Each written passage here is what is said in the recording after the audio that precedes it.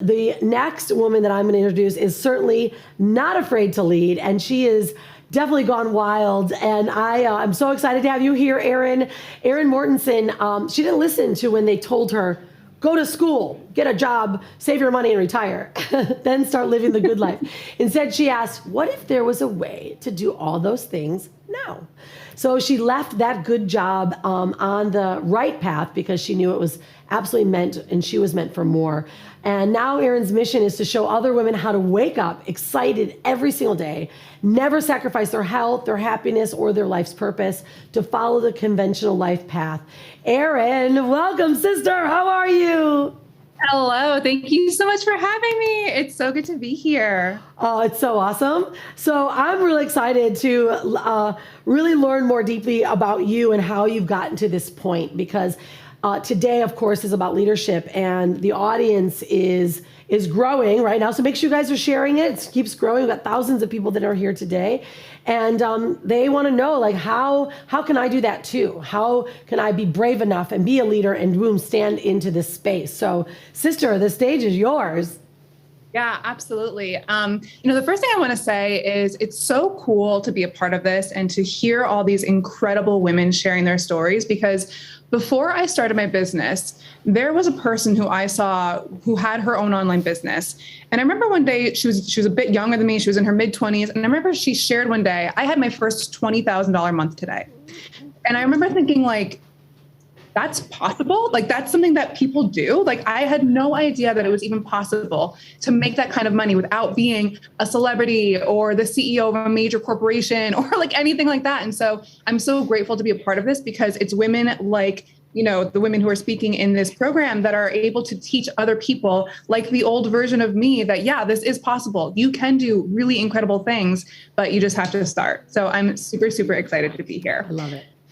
I love it. So, my story, when I think about leadership, when you Google leadership, the thing that pops up basically says, like, a leader is someone who guides or influences another group of people, right?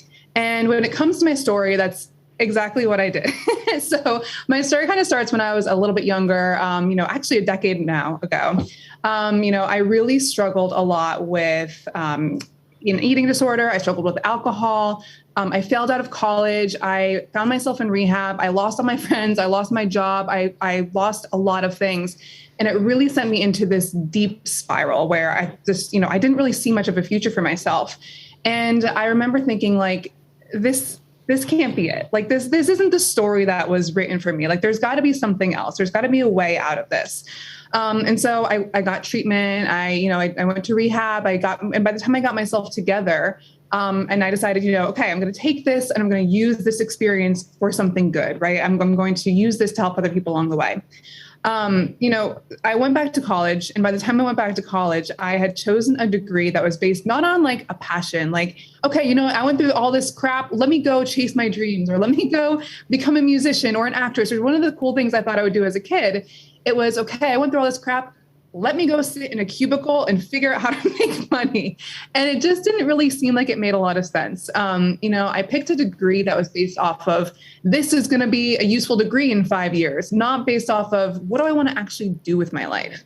And so I found myself sort of stuck on this track that I didn't know how to get off of, because I'd already, gotten the student loans. I was already a couple years into school. I was already like on the right track and doing the things that, we're supposed to do in order to live the, quote unquote, American dream, if you will. And so I was doing all the things, but I remember when I was in the corporate world, I remember looking around and thinking to myself, like, how did that doctor know that they wanted to be a doctor? And how did that lawyer know that they wanted to be a lawyer? And how did that accountant know that I never had that feeling or that calling to anything. So I wound up being an executive assistant, kind of like a catch-all for all the different things, right? Like the go-to person for this and that. And I had really good jobs. I had really good experiences. I was making really good money. But there was a moment in time, there were a couple moments in time where I realized, holy crap, I didn't go through all that just to be stuck in this cubicle. The first moment was I went on a vacation. And when I went, it was the first vacation in a long time. And when I came back from the vacation, I was not happy. Everyone was like, how was your vacation? Was it amazing? What was the experience? And I was like, I wasn't happy that I had gotten, refreshed and rejuvenated and had these experiences. I actually became really sad because I realized that I don't get to live like that. That's maybe 1 or 2 weeks a year that I get to live like that. The rest of my life is spent in a cubicle with like what I like to call fluorescent light syndrome, just stuck in a cubicle, like listening to other people's, helping to build someone else's dream is really what I was doing. And so I realized like, okay, I really want to figure out how to get out of this scenario, right? So I spent a little time like trying to figure out how I could work online. I started 2 different blogs. I, I did a lot of different multi-level marketing companies. I tried a lot of different things. And then it wasn't until 2018 when I actually had a near-death experience that things really were put into perspective for me, because I developed PTSD and I started experiencing depersonalization, which is when your anxiety is so bad that you no longer feel like you. Like I would literally look in the mirror and be like, I don't recognize this person. And it was such a scary experience. And I knew, the way that you take care of yourself when you were experiencing that is self-care, lots of, being able to take care of yourself, all the things. And I was not able to do that with my corporate job. So, I knew, again, it was another one of those moments. I had these a couple times throughout my 20s of just like, okay, you have to figure out how to break away from this. But I was so afraid to do anything that required me putting myself out there because I cared so much about what people thought about me. I would think about like the kids from high school, what are they going to say about me? Even though I graduated like 10 years prior, I cared like, what are my family members and my friends? Like, what are they all going to say about me? I cared so much about other people's opinions. But then one day I read an article that was talking about regret minimization framework. And basically what it said was, it was actually from Jeff Bezos. He said, when he was talking about leaving his company to start Amazon, his boss was saying, hey, you have a really good job. It's crazy for you to leave this job to go start your company. And Jeff Bezos said, you know what? Maybe it is crazy. And maybe I do have a really good job. But I would rather look back at this point in my life when I'm 90 years old and say, hey, I tried and it didn't work out, than wonder my whole life what would have happened if I had tried, right? And I use that to fuel everything that I do. Everything that I do pushes me out of my comfort zone. And it's so freaking scary, but I keep on doing it because I keep on thinking of that regret minimization framework. Will I regret never having tried? The answer is usually yes. So I go for it. I love it. I love it though, because it really brings people into that space of like, wow, how many people are just holding back? I know this happens so often, but what I love the most too is then what you've then now created. Like you literally created something out of nothing. Yeah, exactly. So I knew I needed to work online. I was so afraid. I hired a mentor. Mentors are incredible people. They are cheat codes. They are like your guides. They are such incredible humans. So I hired a mentor who basically gave me the confidence to start, right? And she kind of said, like, you sound like, based on your experiences, because, I didn't know how to make money online. I was like, I've tried the blogging, I've tried the MLMs. I'm not a fitness coach. Like I had hired fitness coaches before. So I was like, maybe I have to go on a fitness journey to become a coach to then help other people. I wasn't a spirit, like I didn't know what I could offer. And this mentor of mine said, well, what if you were a virtual assistant? Me being from the, corporate world, I was like, yeah, like that sounds like I could do something. But in my head, I'd kind of like evolved beyond that of being an assistant. And she was like, okay, that's cool and all, but do you want to make money or not? And I was like, all right, I surrender. Sure. I'll try being a virtual assistant. What ended up happening was I came into this industry and I sort of looked around and I was so disappointed in what I was seeing because I was seeing it was prominently women starting their businesses. But, I was seeing people who are price shaming women for charging more than $20 an hour for their services.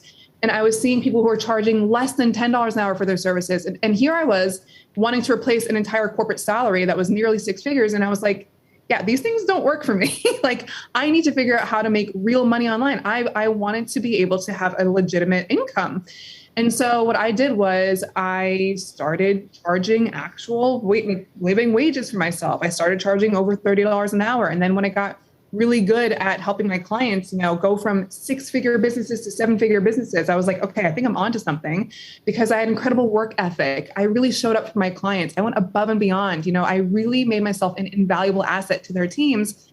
And before I knew it, I was a 6-figure VA. I was literally making 6 figures as a virtual assistant, which is not something that's very common.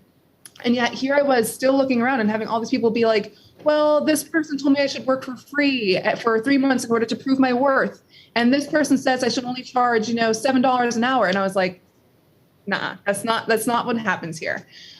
So, after I scaled my own business, I had people asking me how I did that. I kind of took them under my wing. I started teaching them how I was able to charge real rates as a virtual assistant. I mean, over $60 an hour in some cases. And when I started teaching those people, they all started quitting their jobs one by one. This past year, as we found ourselves closed off from the world and from each other, a book was being written by a small group of wild women. That book inspired the manifesto that gave birth to a movement. Imagine an emotionally charged letter of gratitude from one struggling anonymous woman to another anonymous woman who'd mentored her and awakened the wildness within her without even realizing it. One wild woman awakening another wild woman, inspiring her to believe when she'd almost given up, to let loose her wildness and step into her true power. Being a wild woman means to lead fearless, to love fearless, to live fearless, to be kind, thoughtful, driven, and balanced, to embrace honest wealth, to trust our intuition, to develop true leadership, and to welcome diversity. We are women gone wild. Come be wild with us.